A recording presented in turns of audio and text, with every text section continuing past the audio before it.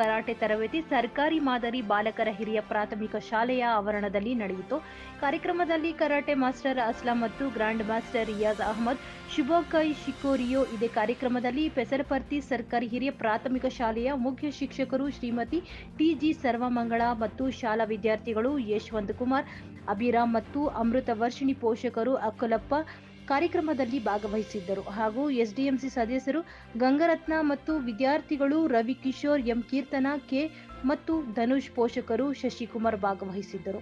ಕಾರ್ಯಕ್ರಮದಲ್ಲಿ ಶ್ರೀಮತಿ ಟಿಜಿ ಸರ್ವಮಂಗಳ ಶಿಕ್ಷಕರು ಬೆಲ್ಟ್ ಮತ್ತು ಸರ್ಟಿಫಿಕೇಟ್ಗಳನ್ನು ವಿದ್ಯಾರ್ಥಿಗಳಿಗೆ ವಿತರಿಸಲಾಯಿತು.